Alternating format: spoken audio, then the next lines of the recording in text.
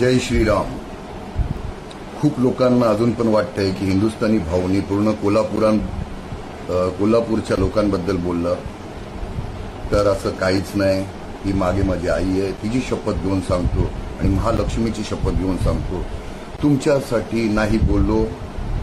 फक्त ह्याच्यामध्ये जे राजकारण करतात आहे त्यांच्यासाठी बोललो आणि खूप लवकर तुमच्या डोळ्यासमोर ते लोक येणार, त्यांचे असली चेहरे तुमच्या डोळ्यासमोर येणार, ही मी गॅरंटी देतो.